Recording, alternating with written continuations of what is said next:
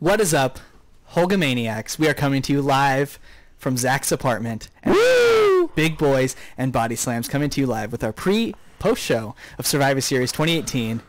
And what an interesting show it was.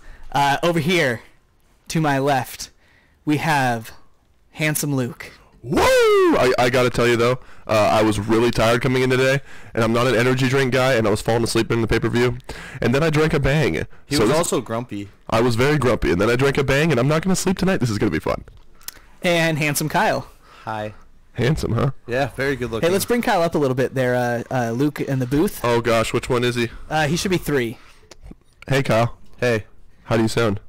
That's better. Nice, dude. That's better. All right, we are Big Boys and Body Slams once again, coming to you on a variety of different platforms. We are live and in color right now on YouTube.com/Big Boys and Body Slams. You can also find us at Twitter at BB and BS Podcast. Hit us up on Twitter. We're always on there. And Facebook, you can find us on Facebook at Big Boys and Body Slams. We are right in the middle.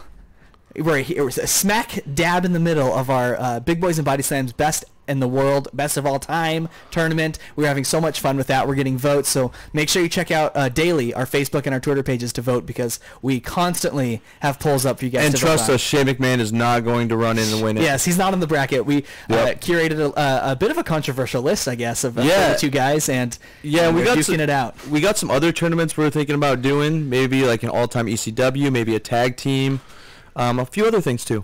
Yeah, the feedback we're kind of getting is that us damn millennials are just not including enough old-timey wrestlers.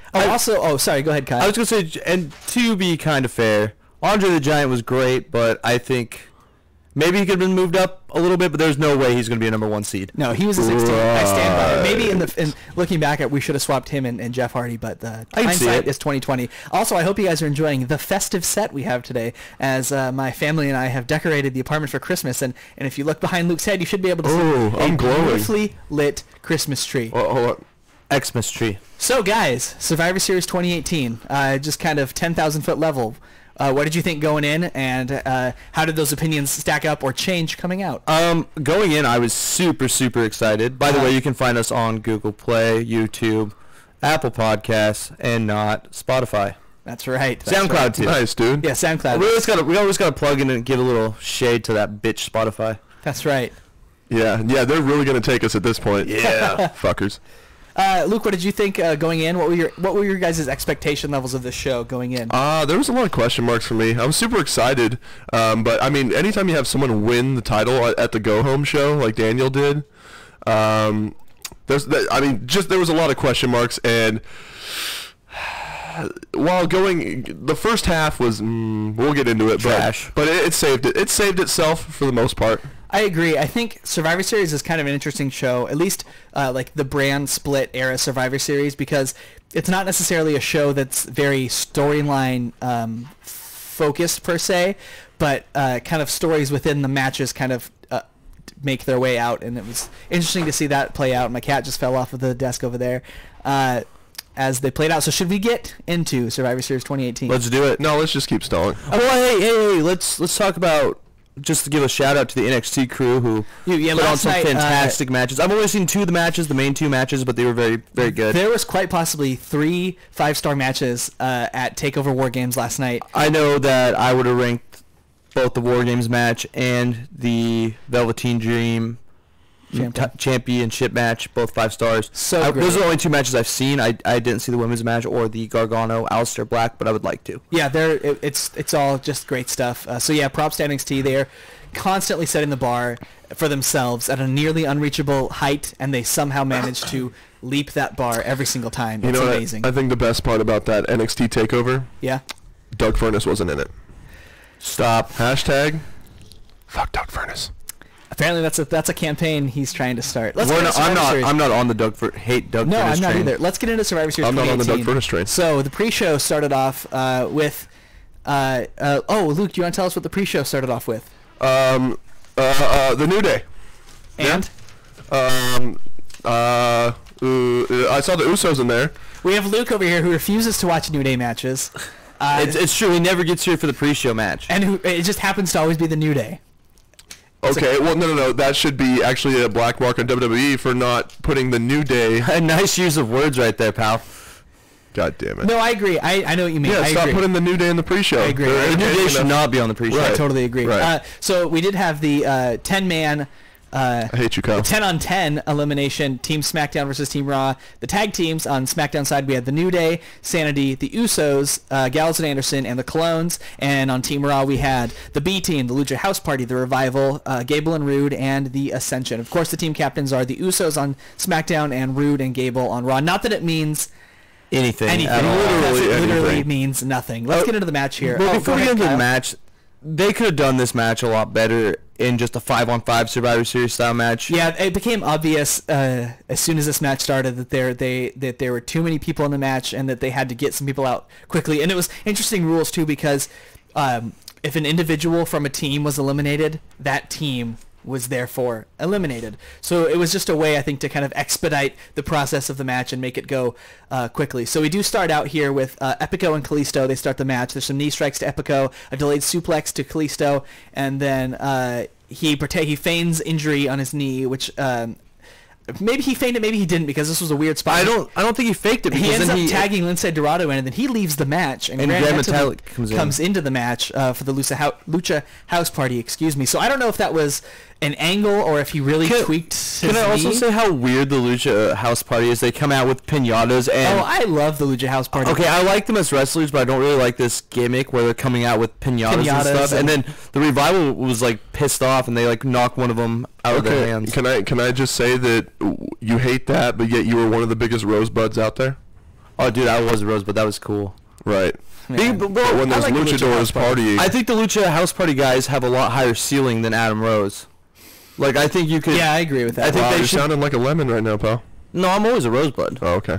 Oh, okay, good. I guarantee most people listening don't know who Adam Rose is, probably.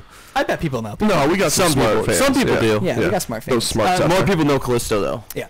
So Lince Dorado gets tagged in at this point, and then Kalisto comes in again for a second to hit a lucha tag move. I don't know what it was called. It was Kalisto like got on top of Lince Dorado's shoulders and then kind of did like a rolling senton onto Epico. It was really cool. I don't know. I'm sure it has a name. It just escapes me. Uncultured swine. I know. It was a cool move, and that was, I believe, the last we would see of Kalisto in this match. I think, and that is good for a near fall. Then there's a suplex to Kalisto for a near fall, a basement drop kick to Kalisto. So I guess he did stay in the match, and then a leg sweep, and then Dawson and Dash come in kind of in tandem. They hit the Shatter Machine on Epico, and the Clones are the first match eliminated for SmackDown. Goodbye, Clones. Thank you for coming. The first team eliminated. Oh, thank you. You said match. Did I? Yep. I'm sorry. Good start. Okay. Let's go. The first team eliminated. Okay. So I want to bring up something. Why are the Clones even in this?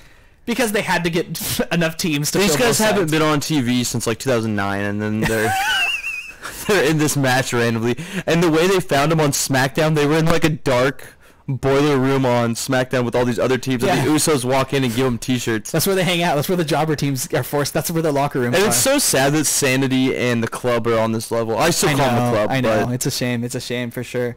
So after that, speaking of Anderson, he does come in. There's dual spine busters to both Dash and Dawson, and then Curtis Axel comes in, and he does a natural selection to Carl Anderson for a near fall. Then Bo Dallas comes in, hits a DDT for a near fall. Then Dallas gets rolled up by Carl Anderson, and the B team is gone. So now one team from Raw and one team from SmackDown are headed to the locker rooms. These first two eliminations totally how it stacked up in my mind as the first two teams who were going to be eliminated from this match, and that's the way it ended up working out.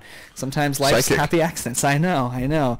I just have to say about the B team, since I probably will never get a chance to talk about them ever again, I thought their gimmick was fun for a while, but ultimately just took a nosedive. Should have never been tag team champions. Ultimately, they turned into the legit B team. They should never been tag team champions. That was such a that was a head scratcher. Yeah, I'm still scratching my head. Didn't they take the belts off of Bray and Mal Hardy? Yeah. Yeah, SMH, dude, scratching my head. Right. Right. Yeah. You thought that shake my head. Yeah. So Big E and Chad Gable come in here. A matchup I was very excited to see kind of play out here. And then Killian Dane comes in right away though and hits a crossbody for a near fall, and then Eric Young comes in. He hits a neckbreaker for a near fall, and then a moonsault neckbreaker combo pins Eric Young. This was done by the New Day. It was a really cool looking move. No, not the New Day. It was done by Gable and Rude. I apologize. Gable and Rude hit this move. It was basically Rude's neck breaker, and then there was a top rope. The way they're treating Sanity is so Gable. fucking stupid. I agree. And Sanity was the second team eliminated, or third team, second team. Are you mad? Yeah, I am, because these guys are so talented, and you could have brought the three guys that are up and Nikki Cross all up, and you could have had them take SmackDown by storm, man. I agree. I totally agree. I think... Go off then, Kyle. I am. I'm going off. I think Eric Young should have at least been in the U.S. title, I totally agree. I feel like, and especially this match to me was just like a dichotomy of everything that's gone wrong for Sanity since they've been I agree. on the main roster, because they got their entrance and they came out and they didn't really get to do anything in the match. Killian Dane got a few cool moves in, and Eric Young comes in, and just like that, they're gone. And to me, that's just it's been and this actually, I mentioned this to Kyle as we were watching everybody come out to the ring. The tag team division, the WWE right now, is is where careers go to die. I agree. So there's so much talent in this division, and they're so mistreated. It's incredible to me. We were talking about Impact's tag team division right now, and you got the OGs, you got the LAX, you have the Lucha Bros, you have OVE. There's so many good tag teams, and there's so many good tag teams in WWE too. But the way Impact uses them is so much better, and I think WWE actually needs to take a play out of their book. God, it doesn't really feel like tag teams are even that hard to book compared to singles wrestlers. It's just they don't put the time into them, and right.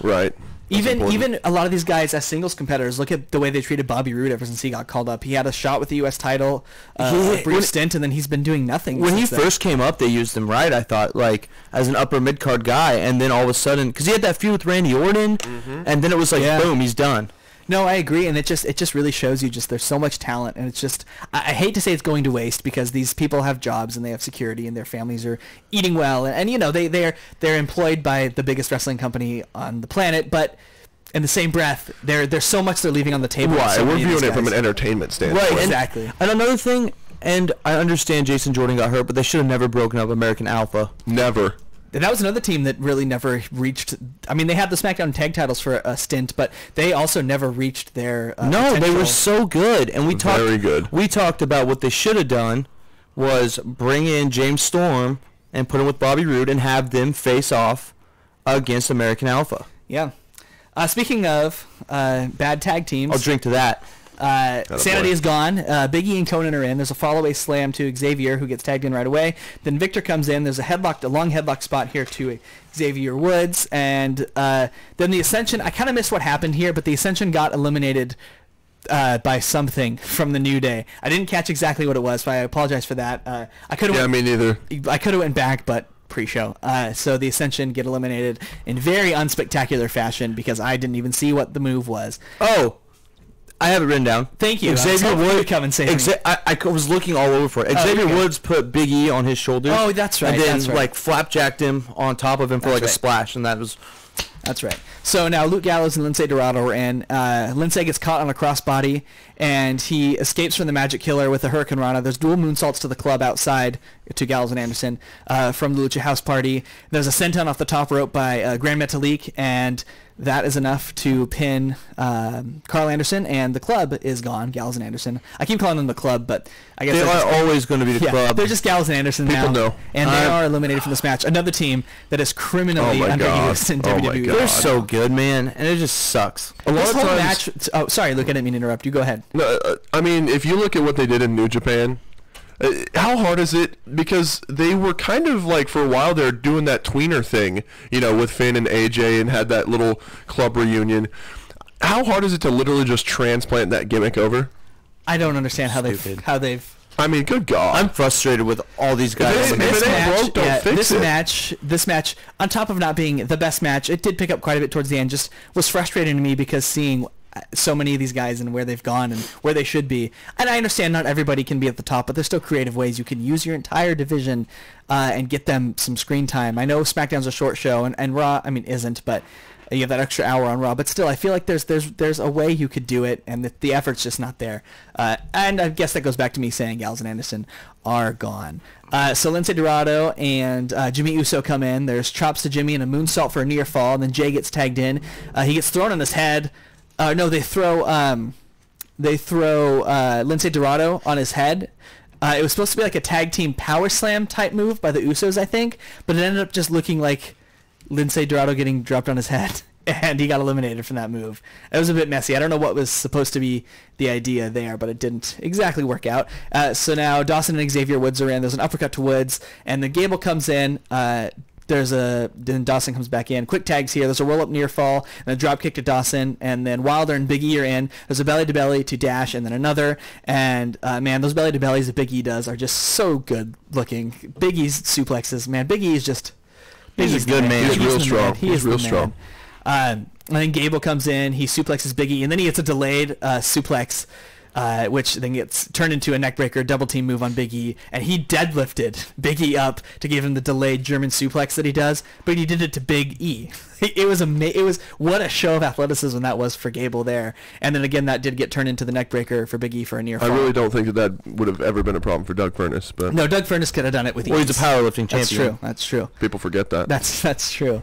Fuck Doug Furnas. Oh, wow. And there's a backstabber on Big E for a near fall. Then Dawson comes in. He hits a suicide dive, by the way, to Xavier Woods outside. Dawson did a suicide dive. I don't think I've ever seen him do that, ever. And the announcers actually put it over, too, as like, wow, that was really something that he just did that. Just like that, yeah. too. And then Big E hits his patented spear to Wilder outside, and then Gable takes out everyone over the top rope, and then Jey Uso super kicks Rude, and then Uso goes over the top rope, and then Gable picked up Jey Uso, took him to the top turnbuckle. This was incredible. And hit him with a German suplex from the top turnbuckle to the group of people outside. That was one of the coolest moves I saw. That was one of the best spots of the night. I agree. Forget this match. That was one of the coolest spots of the night. That was awesome. Chad Gable, loved that spot. That deserved a main card showing. Yeah, Yes. that was amazing. Yes. And so everybody's down pretty much now on the outside. It was really cool. So great. Gable gets crotched on the top rope when he comes back in, and then he gets caught on a moonsault attempt, and then the New Day hit the up, down, down, and Xavier Wood gets the pin, and that eliminates Bobby Roode and Chad Gable. So the team captains for Raw are gone. There's a DDT to Big E as Xavier tags in. Then Wilder comes in. The New Day gets eliminated by Wilder after a top rope bulldog from Dawson and Wilder, kind of a tag team maneuver there. And then another bulldog for a near fall by Dawson, and then there's an enziguri to Dawson, and then now we're just down to the Usos and the Revival. So the Revival, for everything negative I'm saying about this match, how nice was it to see the Revival get some meaningful offense in? Well, the ending sequence was really good for this match. Like, the ending was really, really good. Yeah, it was. Once you kind of got rid of some of the bloated ring aspect, because there was a lot of people in and around the ring to start this match. Once you kind of started trimming the fat a little bit, Thinned the ranks. once you thinned the ranks a little bit, this match did pick up a lot, which I did appreciate. So Jimmy climbs up to the top rope. He gets hit by Dawson. Then there's a powerplex for the Revival for a near fall, a move we've been seeing frequently. It's weird how it keeps popping me up ever since we did the Survivor Series 1990. Yes. Yeah, that's a near fall for the Revival. Then they go for a 3D, which is countered for a roll-up near fall by the Usos, and then the Usos go on a super kick party. Jimmy gets to the top rope, hits a splash for the win. I also kind of messed up earlier. Wow. The New Day was actually eliminated using the Usos' signature move, the splash by Wilder. Oh, yeah. And you get the splash, actually. That's what eliminated the New Day. And then the Usos do pick up the win after their patented super kick splash combination. So I actually ended up really liking this match a lot. It took a while to get going, but once it did, there were enough spots at the end of this match to kind of save it. I give it 3 stars. Wow. I gave it 2 stars. It was so slow to start. It was so badly booked. And, I mean, the ending was good, and that's the only reason I even got the 2 stars from me was because of how good the ending was. Well, I guess we know who's going to be the Meltzer today. Yeah, man, that ending was really, really good. It was probably the best part of the match that I saw. Thank you, Luke. That's all you saw. I'm Take sorry? your job seriously. I'm sorry? It's called the pre-show. It's pre what I'm supposed to actually be paying attention to. Fair enough. So after that, we did get to the main card. 3 stars. And thank you. And we're starting right off with a bang with women's teams, Yeah. SmackDown and Raw's teams. On SmackDown, we have Carmella, Naomi, Mandy Rose, who was revealed as the mystery woman, Asuka, and Sonya Deville. So as much as I appreciate Mandy Rose and think she's definitely a star on the rise, it was weird that once they took Charlotte out of the match, they were kind of talking up this mystery woman like it was going to be some big reveal. Like the gobbledygooker. I was thinking it was going to be Nikki Cross. Like Nikki Cross. Or I know there's been rumors about Paige being cleared. I thought maybe even Paige was going to be the. Yeah, that would have been super cool. But instead we get Mandy Rose, who, you know, with all due respect, I like Mandy Rose, but it just I thought it was going to be somebody who was going to move the needle a little bit more. And part of me is wondering if that's because maybe they just didn't know who they were going to put in the match until later. I think you're right. That's quite possibly. How did you feel about Mandy Rose being included, Kyle? I love Mandy Rose. Right on, man. And then on the Raw side, we have Mickie James, Tamina, Nia Jax, Sasha Banks, and Bayley. And we forgot to look this up, but I swear... I thought Ruby Riott was supposed to be involved in this match. Ruby Riott was advertised on this match. She ended up getting pulled from the match, and there was no explanation by the announcers, by the competitors. There was no interviews. The Riott Squad was not seen one time on this show at all. So, unless there was a pre-show explanation that we missed, because we were, admittedly, during most of the pre-show, we were catching up on NXT. Oops. So unless they take your job seriously, I know, boys. Sorry. Well, we watched the match, Luke. Yeah. Unless they explained it away in the pre-show, there was not one mention of them on the main card, and it was really confusing. Yeah. So if any of you guys know what happened, let us know. Yeah. I'm watching the chat kind of back and forth. So anybody watching who kind of knows what happened, let us know, because I was a bit confused by that. But we do get Banks and Bayley in this match. So Tamina and Naomi started off. Can we mention that Naomi's the team captain for SmackDown? Yeah, Naomi's the team captain for SmackDown, and Alexa Bliss is the team captain for Raw. And Alexa's not wrestling. She's unable to compete. But she does look great here. She's got like the black sequins. She always looks great. Yeah, she always looks great. great. True. Go ahead. The mascot for Team SmackDown, R-Truth. Yeah, R-Truth comes out with Carmella. He's awesome. He's fun, and he made a few other appearances. What's up? There's a What's couple. up? What's up? What's up? There's a couple R-Truth appearances. I'm glad he's starting to get a little TV time. Totally agree. So we have a roll-up near fall right off the bat, and then everyone starts brawling. The Tamina gets super kicked, Tamina super kicks Naomi to eliminate Naomi right off the bat, and Carmella comes in, rolls up Tamina, and Tamina's gone. And then Carmella does a dance break. I can see you want to say something, Luke. Yeah, can I say something real quick about Tamina? Absolutely. I've watched her on quite a few occasions. Her reaction, her like facial reactions to stuff doesn't make sense to me. Nothing ever matches up to what's happening. Like I feel like you're totally right. Just her acting, and sorry Tamina, I know you're part of a legendary family, but her facial reactions just don't make sense. Like she needs to work on that acting part of things, I suppose. I agree. And she is eliminated in a very unceremonious fashion here. Goodbye. Carmella gets a dance break in. The crowd is super into that. She flosses with the fastest floss I've seen in my life. I'm writing notes, so I missed this floss. Even faster than Backpack Kid. I'll have to go back and watch it. So apparently she's got a good floss, which is good for her. Nia Jax comes in to nuclear heat. Oh yeah, people are pissed for her punching Becky in the face. They took away that match. She took away that match from Survivor Series, and the fans were letting her know. But what we got was a very, very good substitute. Yeah, we'll get there. But to Nia Jax's credit, she's totally playing this into her character now. Yeah, she's doing very good with this. It's great. Well, she was like dusting off her knuckles and stuff. It reminds me, and once again, we're just running into stuff that's common, which I guess wrestling repeats itself, but common with what we've watched in the past couple weeks. So this is so much similar to the 0-3-16 says I just broke your neck sort of a thing. Yeah, no, definitely. It did remind me to a much less severe scale, obviously, with Awesome breaking his neck. Yeah. I mean, it totally was kind of shades of that. Hopefully this didn't, trim years off of Becky Lynch's career. But seriously.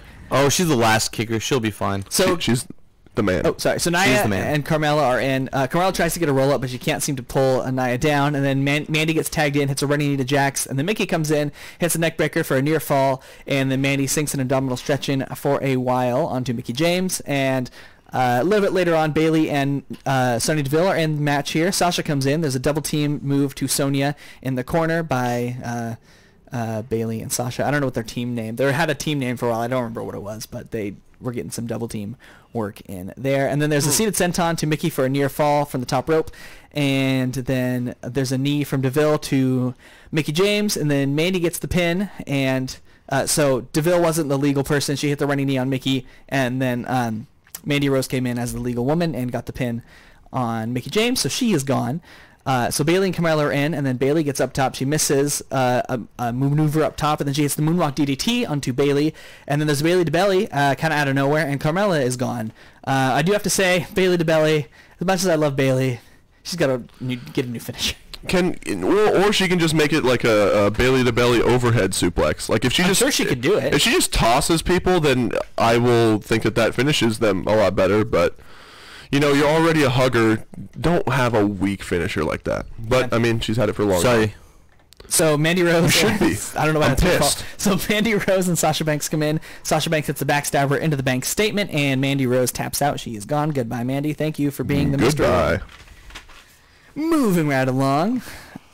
I wrote down Kevin Dunn sucks here because there was a sequence when Sonya Deville was grounding and pounding on, I believe it was Sasha Banks, and every time there was an impact with the fist, there would be a cut, and it just, I don't know why, and he does this frequently. He does do this frequently. I don't know why he calls for such frequent cuts. It's okay to let the camera rest on the hard cam for more than 3 seconds it's super at a time. jarring, and I get the effect it's supposed to have. Like, oh, she's beating the shit out of her. It doesn't work.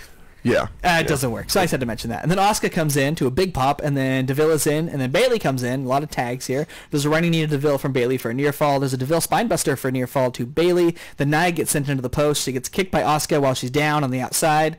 And then there's a Meteora to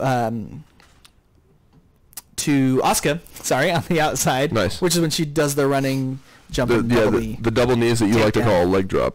Yeah, the leg drop to Asuka on the outside. And then Asuka and Banks are in now, and the inside the ring there's a drop kick to Banks, and then a knee to the face, a German suplex to Sasha, where Sasha just folded like an accordion in half. That was a good suplex, man. And we'll see some good suplexes later, but that was like a harbinger of things to come. You know what? Wrestlers these days are so damn good at selling that I seriously think that someone gets their neck broken every pay-per-view. Oh, yeah, seriously. You said that several times tonight. There was some stiff action tonight. Oh, my God. And then Nia is in. She eats a hip attack, and there's an enziguri, which then that knocks Banks to the floor, so Asuka's kind of attacking both people here. Then Asuka gets sent face first into the apron, and there's a top rope drop kick for Asuka for a near fall. She jumps off the top rope with a drop kick. Asuka forearms, and she tries for the Asuka lock. Sasha gets up on the top rope. Nia pushes her off. Asuka eliminates Sasha with the Asuka lock at this point, and then Nia comes in, leg drop, Samoan drop, and she pins Asuka. And that is the match. Didn't see that shit coming. So Nia Jax is the last woman standing and the sole survivor for Team Raw. I thought this was an okay match. I give it 2.5 stars. It was not the best Survivor Series match I've ever seen, but it certainly wasn't the worst. I gave it 2.5 as well. I did like one of the spots that you didn't really mention. It was Sonya was legal and she hit a move on, I forget who it was, but Mandy tagged herself in, then came in and got the pinfall, so it showed a little bit of a breakup between the two of them, because they've kind of been split up lately, and Mandy was jealous that Sonya was on the team and she wasn't, so this kind of played into that angle that was leading up to this, and I thought that was done really well. I think Nia did really well with the heel heat, but some of the match just didn't go the best, so I gave it 2.5. It was good, but not great. Yeah. I actually gave it 2 3/4. First half was cool. Yeah, fucking thanks. Yeah. The first half was, and then the second half just had a lot. I mean, it was just scattered every which way, some good spots. But the main purpose of this match, even though you had a ton of people, the main purpose was to get Nia Jax that heat at this point. You didn't like the floss? Oh, I love the floss. Oh, okay, because you said the first part was, and that was part of the first part, so I just wanted to make sure. I also hated that Naomi, the team captain, literally got eliminated right away. I mean, yeah, that's a good point. She got destroyed right away. She's the first person. By the way, hashtag facebreaker. Yeah, it's Nia Jax's like hashtag. She's Michael Cole said that. Yeah, he's so cool. God, I love him. In fact, he's so cool that Corey Graves said, "Cole, you're an idiot," and he's just like, "Thanks, Corey," like a fucking dork. Michael Cole's such a nerd. Yeah, so I gave it 2 3/4. Nia got the heat she needed, good spots, but not much besides that. Yeah, after that, all the GMs were interviewed backstage. Of both the GMs and the commissioners, both brands were interviewed backstage. I hated these backstage statements. You know what? I didn't mind them. I just do not like Baron Corbin. I like Baron. He's also. And I'm gonna catch heat for that, but I like Baron. Baron is just, you make fun of me for liking these big guys that don't have a lot of personality. Jesus, Kurgan's better. Yeah, I mean, I wouldn't go that far, but you guys are attacking me. I feel attacked. No, this is one of the few times that me and Luke actually agree on something here. It's true. True. Yeah, I like Baron. Talk about better. I'm right and you're wrong. Okay. Jesus. Yeah, no. So the thing is, I think my issue with these segments is that they're trying to like shoehorn this like big pride angle into the story about the Raw versus SmackDown. Well, right, versus because Stephanie leads Raw and Shane leads SmackDown, and there's always going to be a brother, like a sibling rivalry, yeah. and so the brother and the sister, they want their show to be better. You know what I mean? I get that. Yeah, but they've only tried to do that shit what, a dozen times. Yeah, but every year to the well so many times. It's like every year you get your Super Bowl, you know. And they tried to put stakes on it, and I guess for them I commend that. And it's just steak seemed a bit dull to me. Oh, but can I have a rant? Yeah, absolutely. Yeah, hell yeah. I'm sick of Shane McMahon. I'm sick of him. I'm sick of him on TV. Oh, see, I'm not. So I appreciated him until right after he jumped off the cell. After that, I was like, oh, cool. So he got that spot in, which we kind of all figured he would. And so now he needs to stop taking up TV time because, in my opinion, and I feel like this isn't very arguable, this is the most talented roster and the most deep roster in the history of WWE, in the history of wrestling. Yeah. In my opinion. Hey, Wyatt, thanks for listening. Especially, hi, Wyatt. Love you. Especially if you want to include NXT. So there's so many people that need a spot, that need that TV time. Get off the damn show. Okay, so I hated that he won the Best in the World tournament. I thought that was stupid. But I like him as a commissioner figure that doesn't wrestle too much. The World Cup, you mean? Is that what it was? What did I call it? The Best in the World? That's our tournament, dog. Oh, I mean, they were kind of the same thing. It was called the World Cup to determine the best in the world. Yeah, So I understand where he's coming from. And that was a little bit rude, but okay. Shane really wasn't on TV since WrestleMania until just recently. So, I mean, at least he took his time off. I still enjoy him. I thought he had a good showing tonight. I don't want him... I like that he's in these, but I don't want him in the main events. Yeah, I think in that Survivor Series match, there were moments when I kind of started thinking, oh boy, here we go again, another Shane saving the day spot. And it totally kind of was flipped on its head in the men's Survivor Series match in a really smart way, which we'll get to in a little bit. But I mean, you can't have Shane and Stephanie dominating. Right. So if he's in a segment or two every night, that's fine. But you can't have him winning your Best in the World tournaments. Yeah, that was a bad look for sure. And do not get him involved in a world title feud with Daniel Bryan. Do not do that. Yes, please don't. Please. We had some ideas of matches for Shane. I think a good fun one would be against Brock Lesnar eventually with no world title on the line. Like both those two away from the world title. Yeah, sign me up. I would love that. Yeah, there's a Brock Lesnar rant to come later. Okay, but he proved us all wrong tonight. Well, I mean, he did that thing that he does sometimes that's really entertaining, but I think Daniel did half the work there. But we'll get into it. Right. So for now, let's get into what was the next match, which was my biggest disappointment of the night. Shinsuke Nakamura versus Seth Rollins, the United States champion of Shinsuke is the United States champion on SmackDown. Seth is the Intercontinental champion on Raw. So of course this is the one night of the year when Raw and SmackDown compete head-to-head in competition. Except for the Royal Rumble. # bring back the European Championship. I actually agree with you. I'm on board for that. I think But it's kind of in a way back because there is a WWE United Kingdom Championship, which is very similar. True. But Pete Dunne's had it for like 700 days. It's just like a couple countries versus the whole continent, but whatever. So going into this match, I had a level of expectation. I'm trying to speak my way into this. I had a level of expectation that I've had with Shinsuke Nakamura. Exactly. I don't know why we have it at this point. Came up from the main roster, and I hate to rag on somebody that I have loved for such a long time, but he did not meet that expectation tonight.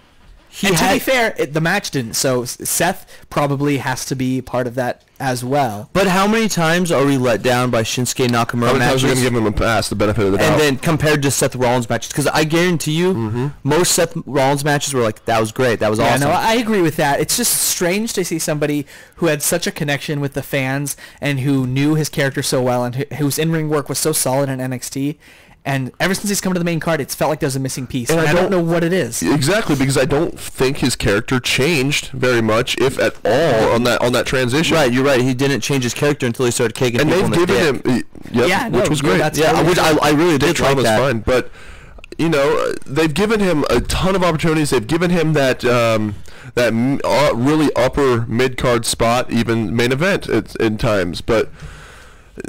it might be time to give someone else a chance, or just to go back to the drawing board, because you're right, something's missing here. And to be fair, he's gotten chances. I wouldn't say his booking has been brilliant by any means. I mean, he's the United States champion. But he won the Royal Rumble, and he had a world title, multiple world title matches. But God, I haven't seen a match. That was the height. I haven't seen a match that's come even close. Was that Sami Zayn versus Shinsuke in NXT? That was his debut match in NXT, and it was amazing. Yeah, I haven't seen anything that comes anywhere close to that shit. No, and I don't know if I don't know, something's missing with Shinsuke. Let's get into the match here. So right off the bat, Shinsuke does that like a little floppy arms thing when he like backs the guy into the ropes and then like puts his head on the chest, and then he backed up and did, "Come on!"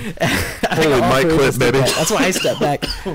Sorry about that, everybody. And then there's a roll up for a near fall by Rollins, and then Seth does the "Come on!" to Shinsuke, and then Nakamura rolls outside, and then he gets the heat in the corner for a while onto Seth. There's a counter on the apron. Seth hits a middle rope leg drop, and I say it's a middle rope leg drop, but it was kind of a middle rope draping leg drop on the apron onto the back of Shinsuke Nakamura's head, who just crashes hard onto the hardest part of the ring. Bro, it looked like he killed him. The apron. Yeah, Luke said that he was dead after that spot.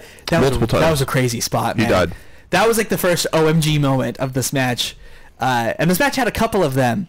But it just couldn't put them together consistently. And I noticed that was like the fourth thing I said in this on my notes, but there was stuff that was happening. It just wasn't noteworthy. It's nothing I could take notes on. And it was very drawn out. Yes. So Shinsuke counters a suicide dive with a kick, and there's a running knee to Seth on the apron, and then good vibrations to Seth. And then there's a knee drop to Seth for a near fall, and then Shinsuke gets sent into the turnbuckle. There's a sling blade, and then Seth throws Shinsuke outside of the ring. Then he hits 3 suicide dives in a row. That second one, so after the first into the second, he popped up so fast and hit that second suicide dive. That was slick, man. Dude, Seth Rollins is the fucking the suicide man. dive is definitely an overused move in today's WWE. Very. Seth can still get that move over like nobody's business. Seth does a lot of things very good. Yes. There's a springboard clothesline for a near fall by Seth. Yes. There's a high kick to Seth, kind of a spin kick there, and there's a double knee for a near fall. There's a backstabber to Seth, and then Shinsuke gets super kicked for a near fall. Then Seth tries for the buckle bomb. He gets end up getting eye raked. There's a clothesline counter into a Shinsuke Nakamura armbar, transitions into the triangle, and Shinsuke gets buckle bombed by Rollins, and there's a Shinsuke landslide for a near fall, which is kind of like a Death Valley Driver kind of move, but instead of putting him over his shoulder, he puts him down in front of him. I didn't know it was called a landslide till tonight, so I feel like it's also called something else, but I'm sure it is. I'm sure it is. I'm sure it is, you know. And then, hey, one of my favorite Seth. Sure it is. And I get one of my favorite Seth Rollins spots, which is the superplex directly into the Falcon Arrow for a near fall. I love that spot. God, that is sweet. I never get tired of seeing it. If there's one thing it doesn't seem like wrestlers do just out of respect. It's Eddie Guerrero's 3 Amigos, and then for whatever reason you remember that 3 powerbomb Chris Jericho used to do? Yeah. People don't do that either, but they do something similar, and this is one of those that's just fucking sweet. Oh yeah, I agree. And then Shin goes up to the top rope. Oh, sorry, I already mentioned that was the superplex. And there's a strike exchange. Nakamura gets the better of it there. Then he hits Exploder to Seth. Getting a little hot, goes for the Kinshasa, and there's a Seth counters it for a ripcord knee for a near fall. Then Seth misses on a frog splash, and there's a Kinshasa to the side. I cannot say that word. That's your kryptonite, brother. There's a Kinshasa to the back of Seth Rollins' head, but he kicks out. He is one of the few to kick out of the... Go ahead and say it, Luke. Kinshasa. Thank you. He kicks out of it, so that was really nice. And then he misses another stomp, he misses another Kinshasa, and then Seth gets the stomp out of nowhere for the win. Kinshasa. I can't say it. This was a severely disappointing match. I still gave it 2.5 stars because it wasn't terrible. I don't even think it was bad. It just should have been so much better than it was. So I gave it 2.5 stars. It had some good spots. Just in between was just it felt lethargic. You're gonna melt through me all over here. I would like to introduce our co-host, the little kitty. Hello. I gave the match 2 stars because I was coming into this match expecting 4. Okay. And I was definitely disappointed. But there's one thing I will say that I think Seth is one of the best wrestlers on the main card right now. He's a workhorse, man. He's an absolute workhorse. Since I was worried when he got injured that we weren't going to get the same Seth. He's been better. Yeah, he's been better. He's been in the conversation of the best in the world. I feel like ever since It's that goddamn CrossFit. Ever since that gauntlet You're right, match, yeah. ever since that gauntlet match on Raw. You mean the gauntlet match that took like half of Raw, which was awesome. And Seth had that like hour-long run in that match. He's been so well respected by the fans, and he's been putting on just these insane performances He's a on a showman, weekly dude. basis. Yeah. I've always been a huge Seth and Dean fan, both of them, and I'm glad Dean's away from the silly, So I'm really looking forward to this feud coming up. I'm really looking forward to. I can't wait, man. To the matches. I think they're gonna blow some people's minds. I do think it's really goofy that Seth is super mad that Dean turned on him, because Seth did that once. I mean, yeah, they've only done the Shield betrayal shit, Once before. Yeah. a handful of times, Yeah, right? they've only just once. Yeah, they've only done it once. Because This is the second when they time. reunited last year, that was when Roman Reigns got sick, and then Ambrose got hurt. and then Ambrose got hurt, and so that kind of put the Shield thing on hold. Because remember, Daddy Kurt played with them. Yeah, him TLC. He showed up. Haven't they done that before then though? I feel like this has been ongoing. They had like a fatal 4-way match and where like they reunited for a little bit. And they like reunited Dean- for like one night. Yeah, and then Dean and Reigns turned on. It was a Seth. It was a 4-way match, and I think against Brock maybe. Yeah. And they did the Shield powerbomb the Brock through a table or something, and then I remember that. And then Roman and Dean turned on Seth, but they never reunited for that. That was just a fatal 4-way title match. So moving on from that. Hold you on. like the match? Damn. God damn it! Give Luke his time to shine. Luke, what did you think of the match, Dad. buddy? I actually give it 2.5 stars. Second half picked up, kind of like a lot of these matches do, but they gave them a shit ton of time and not a lot of quality. Like, I get the storytelling aspect, and I understand that that's why a lot of times the first half of matches are slow, but you could just tell there wasn't a lot of chemistry between these two. Yeah, for sure. And so, once again, as we've all said, the expectation level for 2 stars like this was very high, even though we should pretty much take it with a grain of salt at this point with how main roster Shinsuke's been. But yeah. Disappointment, 2.5 stars, a lot of good spots. You're right and you're wrong with the disappointment thing, though. Like, I get where you're coming from, but there's a lot of times that with wrestlers that can be good, you're still expecting that good match. There's been guys that have came back over the years and we're like, oh, they're not the same anymore, but you're still expecting that same guy to come back, And I'm just hoping that Shinsuke isn't suffering from like Randy Orton disease or something. I was thinking more like Carlito, because Carlito was so like Pritchard. It was on Pritchard's podcast. I was about to say that's out there for a reference. Because Carlito was so good, he was so talented, and then he got complacent and he got kind of upset and just was average. Yeah, there seems to be like there's a lot of people that are used to being treated as the guy too. Right, and that could be the problem. Sharing spotlight. Which Carlito in Puerto Rico was the guy for his dad's promotion. Right. He was facing Kurt Hennig and Sabu and all these guys in big matches. And I don't want to put words in Shinsuke's mouth or anything. No, that's not what we're doing. But something he feels lethargic, or he feels apathetic, complacent. Yeah, complacent. So there's something wrong there. And hopefully he can get it figured out. Should we move on? Yeah, let's get to the backstage segment here. I love this. So there's a Team Ross segment backstage. Nobody can get along. Well, Braun walks down the line. Yeah, he walks down. He tells Dolph, I don't like you. He tells Drew, I don't like you. He tells Bobby, I don't like you. He tells Lio Rush, I don't even know you. And then he tells Finn, you're okay. It was pretty good. But I need you to focus. And then Baron Corbin comes in and he's like, hey, you guys stop arguing because you're going to be a team tonight. Right now. And then, of course, Drew and Braun, kind of the two dominant alphas of the team, kind of get into it about who should be the leader of the team. Every time I see Drew stand next to a wrestler, I'm like, God damn, he's big. And right here, when they were almost Drew at eye level. Baron, too. Baron actually looked like he was standing a tiny bit taller. But here's the best part. R-Truth comes in. Yeah, R-Truth comes in. He's like, hey guys, we're going to win tonight. And they're like, you're not even on the show. You're not even on the team. Or the show. Or the show. You're not even on Raw. Oh, and then he just disappeared. It was pretty funny. I laughed. I cried. This is my favorite backstage segment. So after that, we get maybe my worst match of the night. We get the Bar versus the AOP, the SmackDown Tag Champs, versus the Raw Tag Champs. Of course, the AOP has just been crowned a few weeks ago. We are the Bar. I love the Bar, and I love the AOP.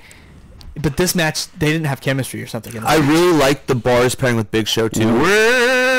So now the bar, by the way, is coming out to 3 entrance musics because you got the Cesaro siren, the Sheamus, and then they stop, and then here comes the Big Show. I just like the added Big Show because like they went over the SmackDown and they weren't winning the belts, they weren't winning at all, and the Big Show comes in the fold and helps them win the belt. Dude, so I heard you guys say the bar show. Is that actually something that's a thing, or are we just making that up? I'm just calling them the bar show. By the way, bar show. The AOP that's pretty good. I like that a lot. You down with AOP? We'll get into what happened there later, but that's no one's gonna finish that. That's good. Yeah, you know me. Thanks, buddy. So Sheamus and Razor start. Cesaro gets some big boy uppercuts in on Razor, and then there's a tag to somebody. Oh, Cesaro comes back in after this point. There's a little tag exchange there. Cesaro takes out Razor's knees, and then Akam comes in. He gets swang.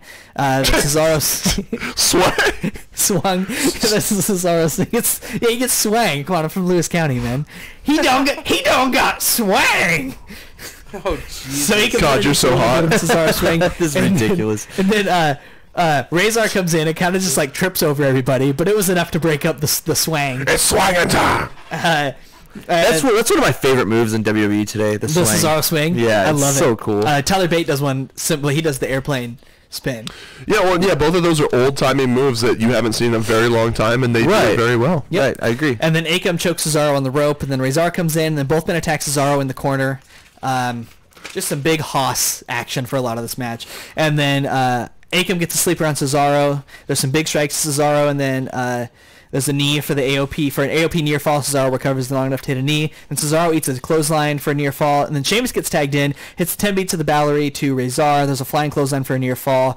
Brogue kick after a Cesaro uppercut, which you think this is the end of the match, but then little Drake Maverick comes in and puts Razor's foot on the ropes, causes the pinfall to be broken up. At this point, Cesaro is going to go after Drake Maverick. He chases him, and he runs smack dab into the big wall that is the Big Show. And this, which is fun to see how small Drake Maverick is. Looks like a small child compared to the Big Show. And so the Big Show picks him up and is choking him on the apron. And then I noticed that Drake Maverick's like fiddling with his privates, and I'm like, "What is he?" He's tugging the peen, dude. What is he doing? And then Drake Maverick pisses his pants.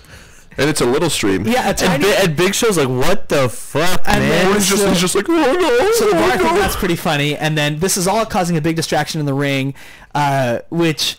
No, okay. The snapshot. I wish we could have got a snapshot of it because the bar are like peeking over the ropes, like.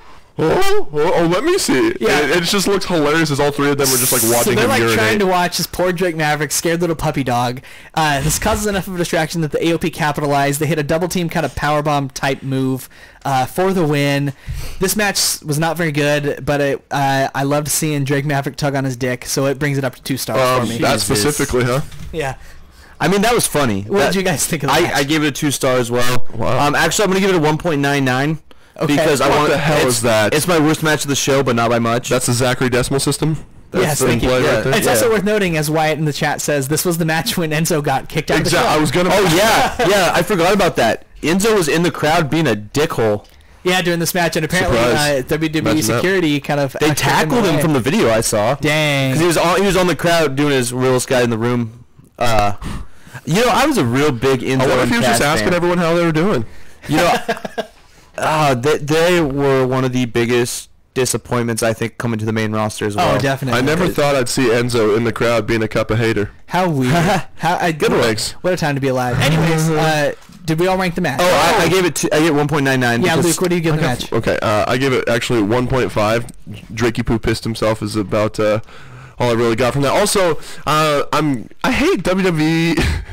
They randomly, I don't know if Vince just like sees a name and says it to himself enough. Is like, oh, we need to shorten that, and just so we're just gonna call the Authors of Pain AOP. Yeah, that bothers me. The Authors of Pain, like that name was perfect for their character too.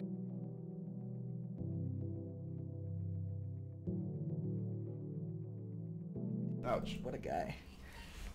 Oh, are we back on? I think we're back. Let's give it a moment here to recollect.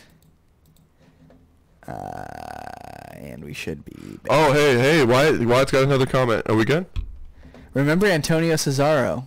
Yeah, when Cesaro was Antonio. Yes, I do remember Antonio. Are we back live? We're back live. Hey everybody, Stream Crash. Hey, Hey Wyatt. Hey Wyatt. Stream Crash. We're back now. OBS acts up. I think it probably is my capture card more than anything else, but we're back. Anyways, we were talking about AOP should not have their name shortened because Authors of Pain is a good name. And yeah. And also, Wyatt gave us a little comment and said, "Remember Antonio Cesaro?" Hell yes. You also remember what was Neville. Neville's? What was Neville's first name? Adrian. Adrian. Or remember how Apollo Crews went from Apollo Crews to Apollo Crews again? And then Elias went from Elias Sampson to Elias. Actually, he went from the Drifter Elias Sampson to Elias Sampson. I actually do like Elias. That was a good one. I like the Elias one like that. There. Yeah. But even other wrestling companies, you remember when they did it with Daniels and they took Christopher Daniels and turned him into just Daniels? Yeah. I actually don't. In TNA? Yeah, they did it with Kazarian too. It was Frank Kazarian. I remember Kazarian. Yeah. But I don't understand why we're taking people's names and just shortening it. I don't understand, man. Oh, also, I need to pay up on a bet right here. What's up? The Green Bay Packers lost to the Seattle Seahawks. So, Dakota, this is the one time I will ever say this. Vince screwed Brett. Whoa! But we did not take a bet, so guess fucking what? Brett screwed Brett. Yes. Moving on, Team SmackDown is backstage. They are getting along much better than Team Raw. And The Miz is hyping everyone up. He is like a cheerleader. He is just the best. Yeah, he's Spirit Squad. He's awesome. And then R-Truth shows up again, and he's like, Shane, you got to get me on SmackDown, man. And Shane's like, you are on SmackDown. You are on SmackDown. He's like, oh. Good, because Team Raw's a mess. And that was that segment. Good thing R-Truth was in these. You remember when R-Truth with K-Quick? Yes, I do. Yes, and he had the same exact gimmick. Yeah, literally. And Raw and the Truth Killings and had the same exact gimmick. Yes. Yeah, but Raw and Truth Killings is awesome. I agree. So is R-Truth and so is K-Quick. Next up, a match I was very much looking forward to, and a match that I think did live up to my expectations. This is Buddy Murphy versus Mustafa Ali for the Cruiserweight Championship. Of course, Buddy Murphy is currently the champion after he won it in Melbourne, Australia, and a very good match against Cedric Alexander there. So right off the bat, Mustafa gets worked over in the corner. There's a forearm to Murphy. Ali gets thrown into the corner again, and there's a Hurricane Rana, which sends Murphy outside, and there's a senton to Murphy on the outside, which was a big impact on the outside of the ring there. Then Ali gets up on top again. Murphy shoves him off, and he shoves him off all the way into the barricade. Like, he shoved Mustafa Ali so hard off the top turnbuckle. He went flying into that barricade, landed hard on its lower back. That looked ouchy. No, Mustafa makes every move look like it's just super high impact. He gets so much air. Those 205 Live guys, man. You know, I think we talked about this, and I think they should have put, at least on the pre-show, a 5-on-5, 205 live match. Oh, yeah. Get Brian Kendrick on there. It's not like they have to kill enough time in the pre-show anyway. The 2-hour pre-show with one match. You could put Michael Bennett on there, not Michael Bennett. Mike Kanellis? Mike Kanellis. Fucking Well, idiot. he used to be called the Miracle Mike Bennett. I know. But not Michael. Right. Hashtag bring back the light heavyweight championship. Okay. Sure. Yeah, no, I think there could have belt. been definitely some more 205 Live representation on the show for sure. Like always. So back inside, there's a big back body drop to Ali for a near fall. There's a slingshot to Murphy, who Luke's favorite move, of course, the slingshot into the corner. He did eat the corner pretty hard though, so he sold it well. All of it. He sold it well. There's a double drop kick, or sorry, not a double drop kick. Dum-dum. There's another Hurricane Rana to Murphy, and then a two-time super kick to Murphy, and then there's a near fall there. And then there's a draping DDT to Murphy for another near fall, and Mustafa Ali gets up, tries for the 054, which is his finishing move, of course. It's the inverted 450 splash. Murphy pushes him off again from the top, and then Murphy clears the announce desk outside, and then tries to put Mustafa Ali through it, but he counters it, gets down on the ground, runs back up, then Spanish fly off the announce table Just onto the such ground. a sick That was move. beautiful. I love a good Spanish fly, and that was a very good Spanish fly. God, I love mediocre Spanish flies too. Oh, yeah. I just love Spanish flies. Same. And then there's same. a kick to Ali on the top, followed by a double power bomb for a near fall. So he got up, kind of enziguri kicked him on the top rope, then grabbed him, power bomb, picked him up, another power bomb. That got a near fall. Then there's a crossbody countered by Murphy with a knee. So Mustafa Ali goes for kind of like the Shawn Michaels style, like with the rotation. Eats a knee first, troubles there. And then Murphy hit the Murphy's Law for the win. I thought this was a super fun match. It was short, quick, and sweet, and fast. I give it 3.5 stars. This was my match of the night up to this point. I give it 3.5 too because I think it could have gone a little bit longer, but it was really good. I really liked it. And to Luke, I gave it to 3.5. I mean, as good old JR said, it's at this point of the pay-per-view is when Sassafras. This is when business started to pick up. Yes, for sure. Yes, and then we go to a backstage interview with Daniel Bryan, and he says nothing. Yeah, this was pretty cool. So it's Yeah. No, it plays up with the heel turn. No, it does. But he just had the sinister Bryan Danielson face on and wouldn't say anything to the interviewer and just walked away. And that was that segment. Short and sweet. And now we get the traditional 5-on-5 men's Survivor Series match. Team SmackDown, which is Jeff Hardy, Rey Mysterio, The Miz, Shane McMahon, and Samoa Joe versus Team Raw, which is Braun Strowman, Drew McIntyre, Dolph Ziggler, Bobby Lashley, I almost said Bobby Roode, and Finn Balor. With Leo Rush. and Leo Rush. no Baron Corbin. Baron Corbin. So yeah, so they got a fucking lot of help for Team Raw on the outside there. So Put Braun two starts with me. out, but then Drew says he's got to be in, so he tags in forcefully, and then Joe tries the Coquina Clutch during all of this kind of cacophony happening. Tries to Ooh, counter it. Coquina doing the cacophony? Yes, thank you. Proud of you. And then thanks. And then Drew gets out of it. He tries it again, and then he pushes Joe off of him, hits the Claymore, and Samoa fucking Joe is the first fucking person eliminated from this match. This within is the so first silly. 5 fucking minutes. You know, it's funny that you say that because I hated this. I put bullshit after Joe was first to go and then in parentheses, capital fuck.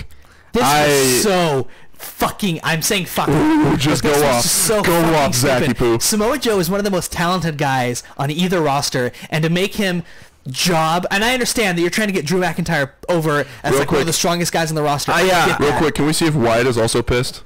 Wyatt, if the stream's okay, does this make you pissed? We'll check back on him in a moment here. Is the stream okay? I think so. It says we're going. Sure. Mine's buffering, but hey, Okay, so there's got to be an injury or something. there has to be something because for him to get eliminated like this is how Spike Dudley would have got eliminated from an elimination Survivor Series match. Wow. Or the Spike Dudley. Warlord. Yeah, with the Warlord. This was such a bad look. I don't know what Spike Dudley. was going on. That's so rich. I- Like a 2018 Survivor Series. Spike Dudley reference. I just think there's got to be an injury he's dealing with, and he was just like, fuck it, I'll make him look good.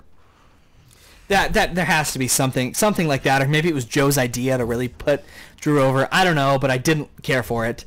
So Jeff Hardy comes in at this point, gets clotheslined, and then Dolph comes in, and then Shane comes in. They exchange strikes, so you get in the corner, so you get Shane's stupid jabs, and then Dolph's good. Oh, no, they're jabs in the excellent, corner. bro. They're the best Oh, working sorry. jabs in the game. I'll never. I love Shane, but they're bad. Oh, man. Jake, He just looks like a better than T-Rex. Jake the Snake, I tell you. He looks like he's got like a bee, like he's trying to get a bee off of somebody when he does his jabs. I mean, we don't have to spend time on it because everybody knows how Shane's jabs. Hey, Kyle, look. real quick, can you just double check YouTube on your phone? See if... Yeah, see if we're going. Yeah. And there's a zigzag for a near fall to Shane here. Then there's a nice little sequence that ends with a Dolph drop kick, and then Braun comes in. Drew tags himself back in again. They start fighting at this point. So Braun and Drew start brawling. The rest of Team Raw comes in to try and break it up. And then instead of just letting them like fight, Team SmackDown comes in and breaks it up.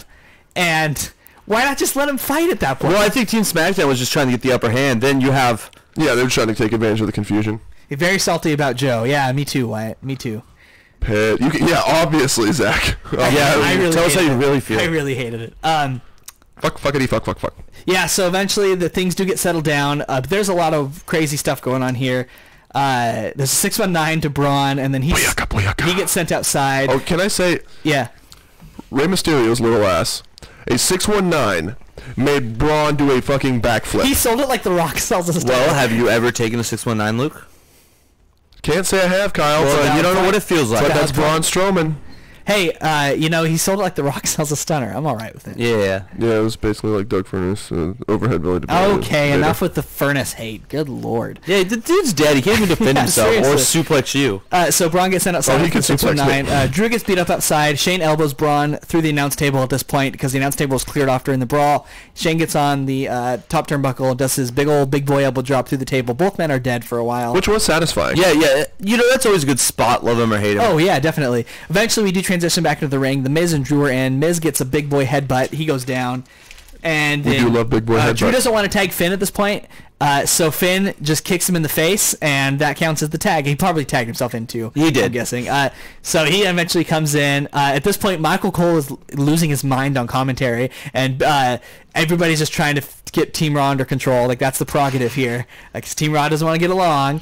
And so Miz gets drop kicked to the outside. Finn hits a sling blade to Jeff on the outside as they're brawling. Ray comes in. There's a standing sling blade to it's kind of an inverted DDT sling blade move from Finn to Yeah, like Ray. a neck breaker sling blade Yep, shit. for a near fall. And then Ray actually misses a 619, another sling blade. Corner drop kick to Ray, and then goes for the coup de grace, but he misses. And then he finally hits the 619 on Finn, and Finn is out of the match. Goodbye. And then Big Bully Drew attacks. What a Yeah, jerk. Drew comes in and just lays out Finn Balor, throws him outside. Goodbye, Finn. And then Rip. Lashley comes in to break up a 619 attempt there. There's a neckbreaker to Ray, a vertical suplex where Lashley just kind of holds Ray up in the air for a long time, but Ray, the wily veteran that he is, decides I should probably do something about this and hits some knees to the face of Lashley. I don't know why more guys don't do that, but hey, it's wrestling. You know, you can't criticize that kind of stuff too much. Oh, yeah, but we do. That's right. A That's lot. right. So Ray breaks free from there. Dolph comes in. He eats a kick, and then Jeff comes in. There's a tornado DDT to Drew, and then Dolph hits a DDT for a near fall on to somebody. Jeff, sorry. It was a twist of fate. And Jeff's twist of fates, man, I don't know what it is about them, but They're just not Mattitude. they just look painful. They look like legitimately painful. You know, he could slap a tornado. I heard that. Yeah. Yeah, no, yeah. Excellent. No, it's the older Jeff gets, the more stiff he looks like. Yeah. Matt. And then so Jeff climbs up to the top, goes for the Swanton Bomb, and if you're ever wondering why this man has a bad back, the way he gets folded up when Dolph gets his knees up on the Swanton attempt should tell you everything you need to know about why Jeff is in the Yeah, shape you he's know what? in. I'm sure it has nothing to do with the fucking 50-foot falls either. Yeah. No, I agree. it's only this. Or the drug abuse. That might have something to The do what? with it too. The drug abuse. Oh. Oh. So Shane comes in, he hobbles up because at this point Jeff is taking a breather in the corner. This is great. The Miz. The Miz is like you got to do this. You got to do your thing. Do the thing that you do. I liken this to how every year I'm like, Dad, you got to play softball again. Yeah. And he's like, I am broken. Yeah. And I'm like, I am old as shit. I don't care. I need you to play. So the Miz does convince Shane to come in, and he hits the coast to coast, half dead from the announce table spot. By and the he way, hits love it, you, though. Stan. Then they eliminate Dolph. Yep. And then Dolph's gone from the coast to coast. So apparently they're sowing seeds for a Dolph Shane thing. I don't know if there's going to be a payoff to that, but we'll see because that's the second pinfall that Shane has.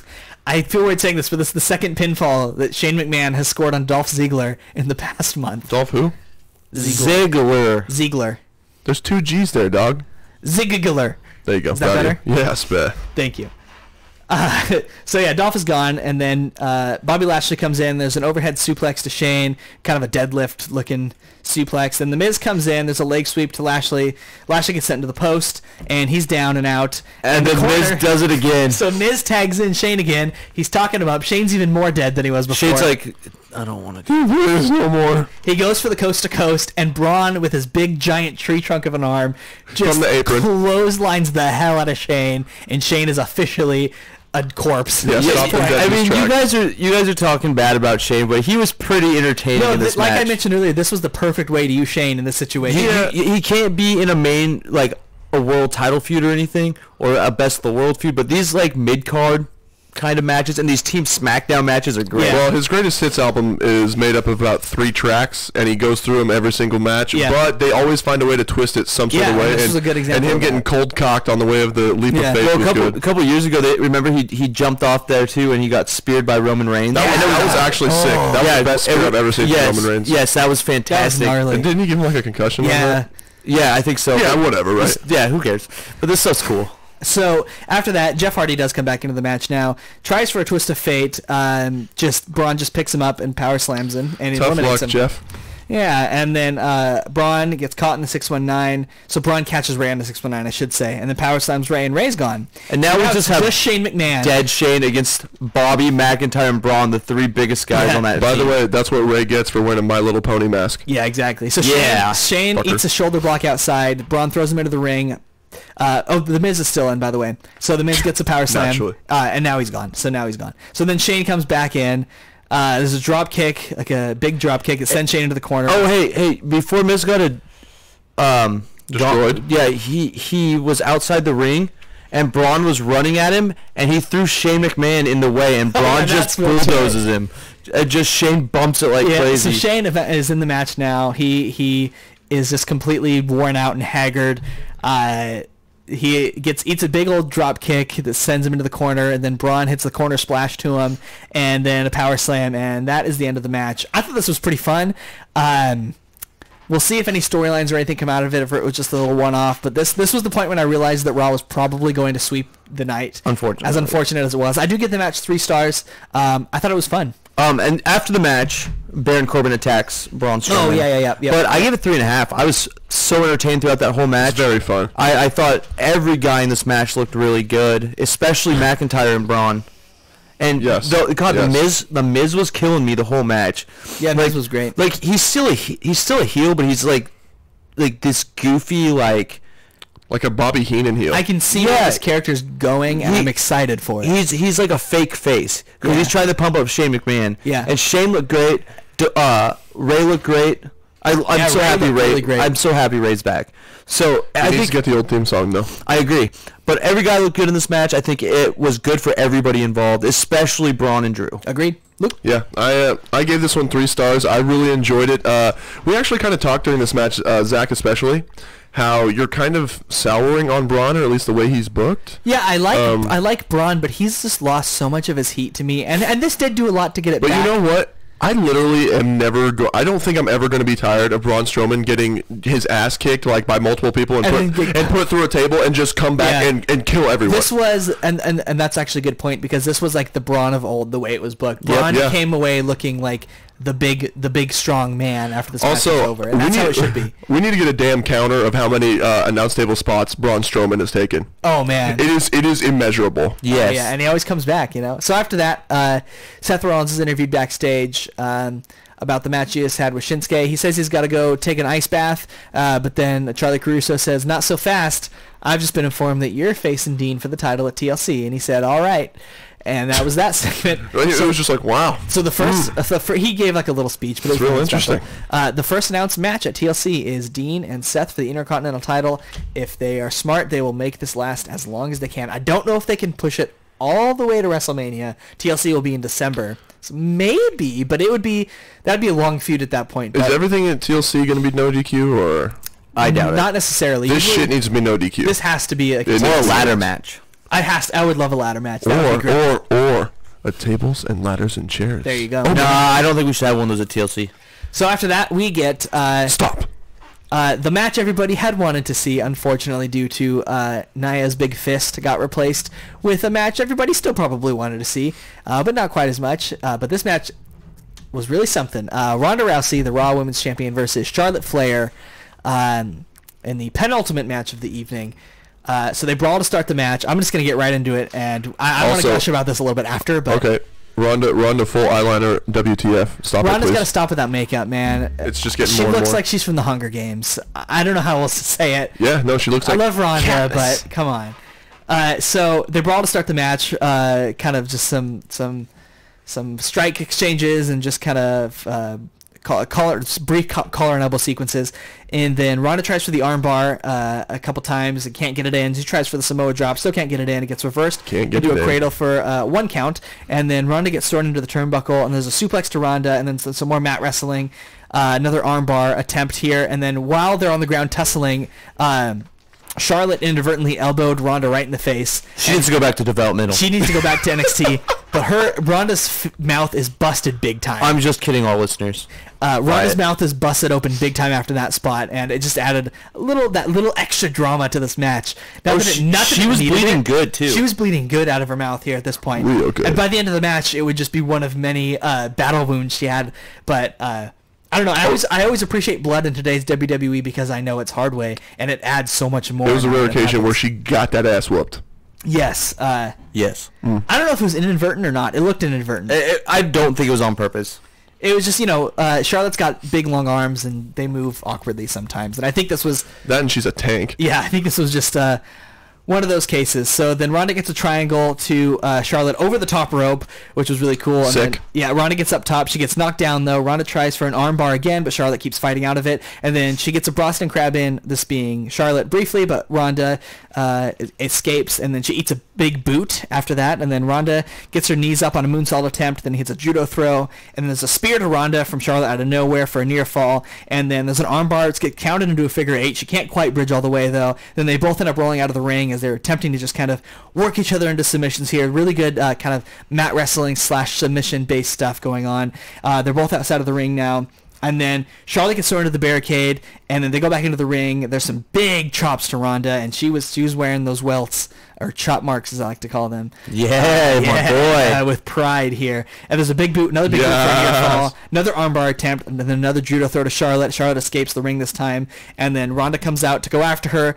Unbeknownst to the fans at the time, this was really well shot. As the camera panned, Charlotte has a kendo stick, whacks Ronda with the kendo stick for the disqualification finish, and delivered one of the most savage post-match beatdowns I have ever seen. She was beating the fuck out of Ronda. Sandman would be fucking proud. Sammy would have a beer with Charlotte after if my count is correct, she went through 3 kendo sticks on Ronda after at least this match. 2. And one of them was completely destroyed. It was shattered, and then she just lays her out with the kendo sticks and just is hitting her really good with them, and you knew it was coming once the DQ started, but the beatdown that we got was amazing.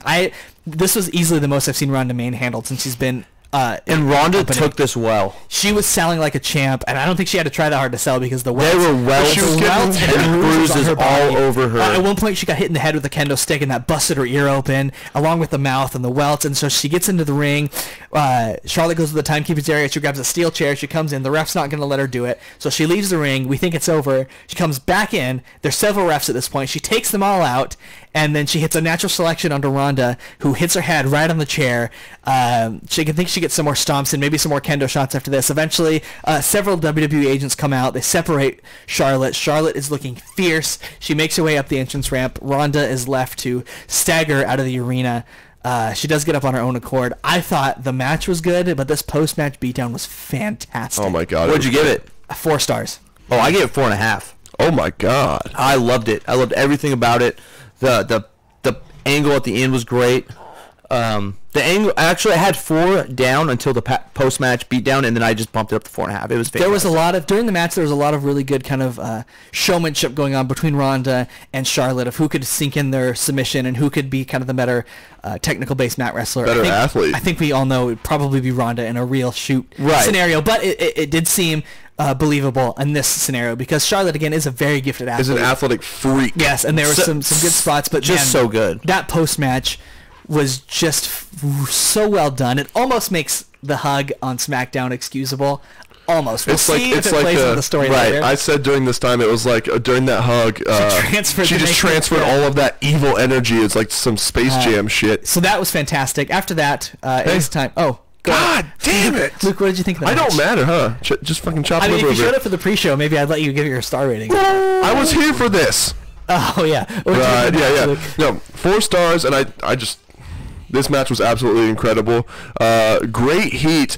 And we're still in this, I mean, at least for me, we're still in this phase where women really being on that equal playing field with men's wrestling is still pretty new. Yeah. I never thought that I would see hardcore wrestling and like legitimate hardware blood from 2 female wrestlers that's not like ECW, like feeble women trash TV. Like these girls are having a legit hardcore match, just like men would. No, it's fucking incredible. Yeah, good stuff. It was amazing, and I think, kind of to Luke's point, having this match so high up on the card and having the audience so invested in it, and having it be one of the best matches of the night. Arguably the best match. I have it tied for the best match of the night. I think. Should we get into what your tie probably was? Yes. So we do go into the. It was the pre-show match. Oh, okay. Gotcha. Also, on a regular basis, these women's matches are match of the night or tied for match of the night. Definitely. Which is amazing. Definitely. God, I'm excited. I want to say, Wyatt, I would love the 619 Luke. I'd love to see that. He put that in the comments. I'd love to try see it. that. Our friend Wyatt wants to see me 619 you. Try it, Poon.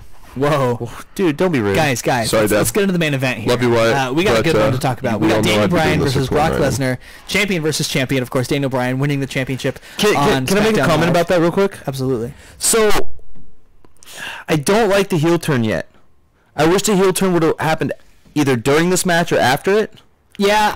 But it made this match so much fun. Right. No, this match was great, but I just feel like he was working babyface most of the yeah, time. he was working babyface except for like 1 or 2 parts of this match. Yeah. Well, So, okay, but can you imagine like him going into SmackDown and like Shane McMahon being like, "Hey, this was a really good, showing," and then him just like basically fuck the fans, fuck you. Yeah, I will say that I at this point, I'm not certain this is going to be a 100% black and white heel Daniel Bryan. tweener. This could very much be kind of a tweener, does what he has to do when he has to do But it. did you see the faces he was making on SmackDown? They were like Well, faces of tonight, evil. too, Yeah, yeah. I think he's full-fledged going heel. He kicked AJ, the people's champion, right in the dick. Right in the ding ding. Also, this is a rant I gotta go on. You ahead, stuffy internet fucks were so goddamn into Daniel Bryan, like coming back and winning this title, and then he wins the title, and you guys are all mad. Come on.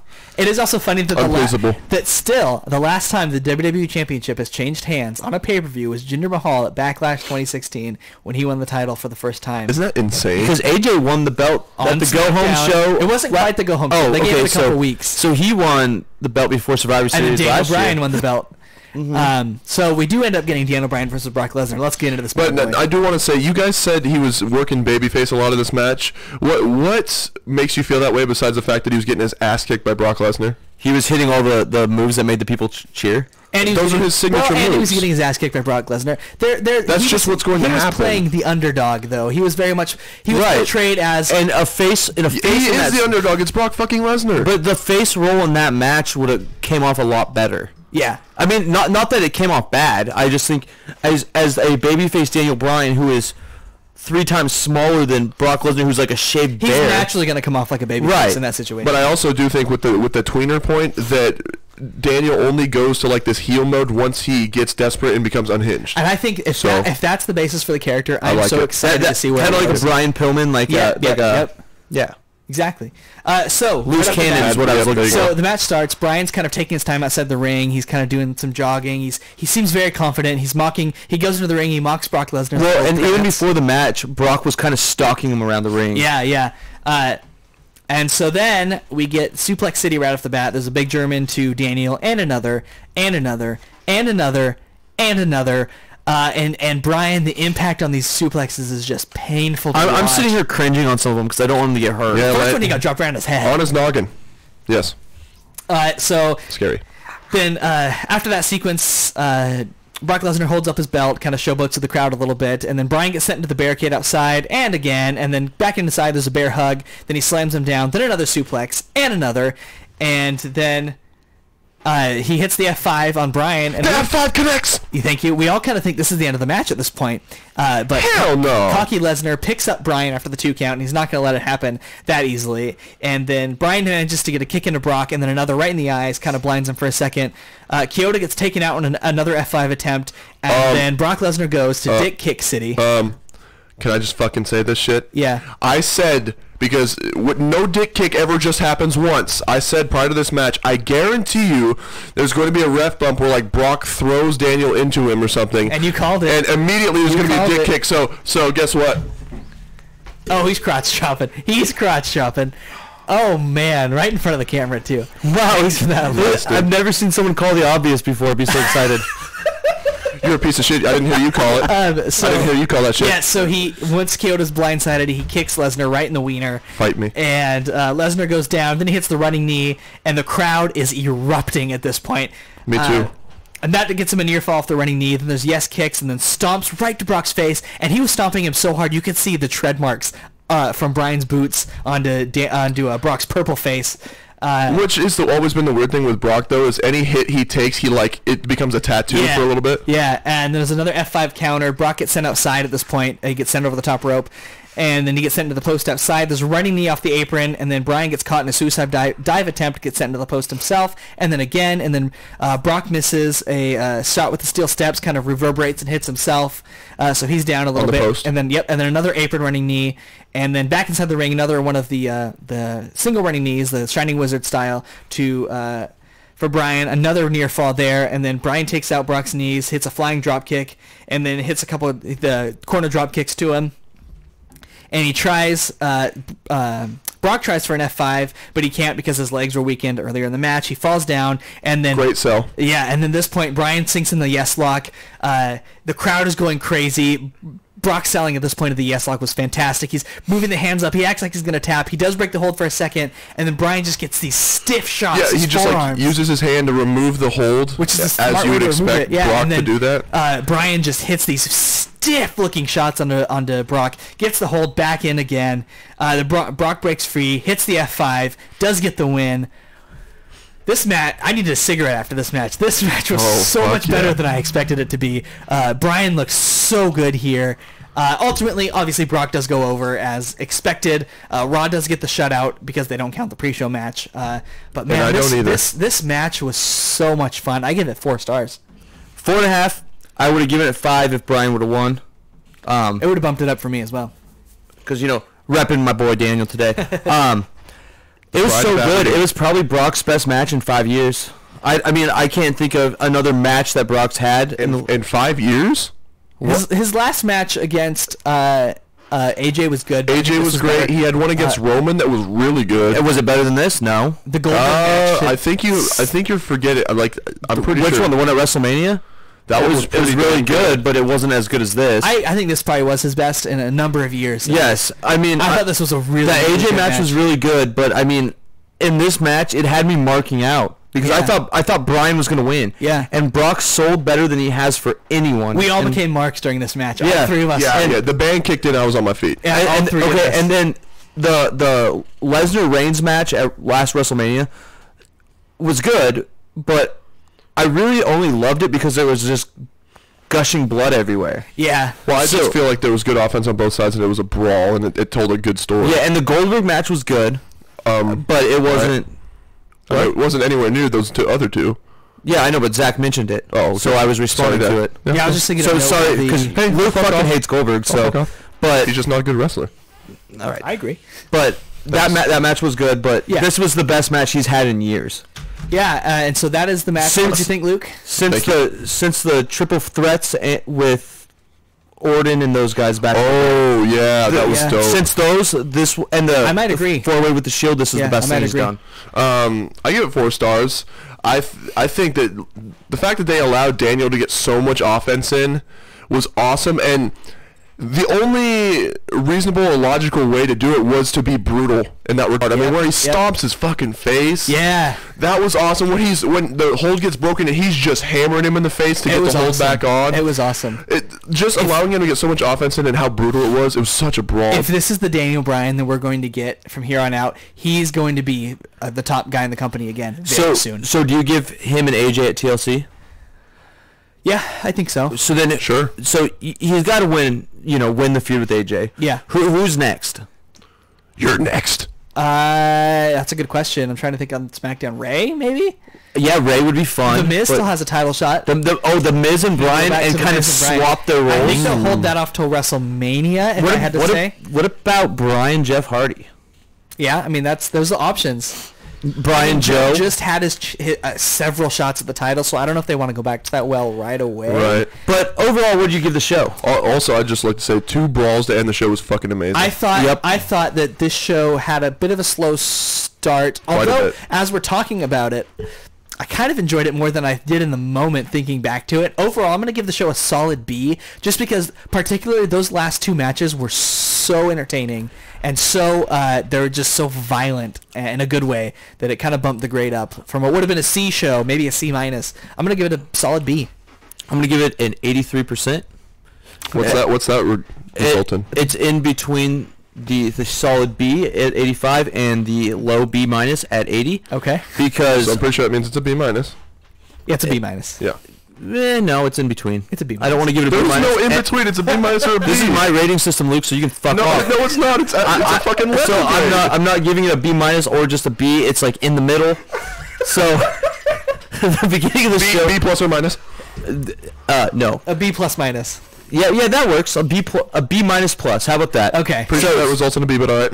But so I don't know why Luke cares about everyone's grading so much. So let me finish, Luke. Sorry. Yeah, I'm gonna give it an 83% because the beginning of the show sucked, but the end of the show was great. Right on. Luke. Well, I'm gonna interrupt Luke like he was interrupting me. Love you. You good? Yeah. Okay.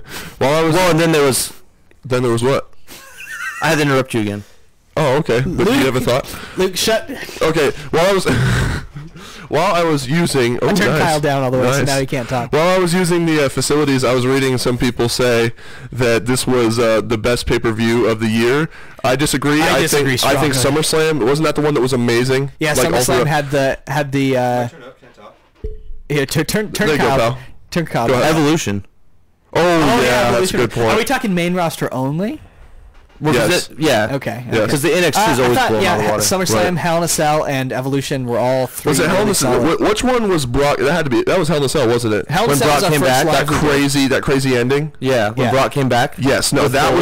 was the one of the year to me so far. I gotta go. Evolution is my favorite main card show of the year. Right on. But Yeah, that's a good point. Hell in a Cell was really good. This was really good. And if I remember correctly, Royal Rumble was pretty good. Man, I can't remember that. far back, But I'm this sure one, it was. this one was not the best. But damn, it's top 3 to me. What did you give it for letter grade? Then? B minus actually, All right. just because I mean it took all the way until match 5 to like really get to be good. The last 3 were great though. Yeah, the I last agree. 3 were amazing. Really went off with a bang, and we all need a cigarette. I think so. Hey, we appreciate all you guys for listening tonight. We love you. Hey, this stream was too sweet, baby. Too sweet. It crashed Please- again. We'll, Kyle, we'll please. figure it out. You Kyle. guys been mean to me this show. Kyle, no. So only you'll me. see us Love live you. again for TLC in December. We look forward to that. Oh, and We're next we got Survivor Series Yep, 2003. we're wrapping up Survivor Series. We match got next week. Team Bischoff versus Team Austin. We got Team Angle versus Team Lesnar. We got Vince McMahon versus The Undertaker. We have Kane versus Shane. And I think we have the Bashmans versus Los Guerreros. Hey, that should be a fun show. And happy fucking Thanksgiving. yeah, happy Thanksgiving. Eat a Enjoy lot some of food. turkey. Enjoy some mashed potatoes. Take a Watch coma. Raw, SmackDown. Watch some Impact. You guys, hopefully, while you have 4-day weekends, get a lot of wrestling in. Oh yeah, We'll be and back thank you next to week. Bang.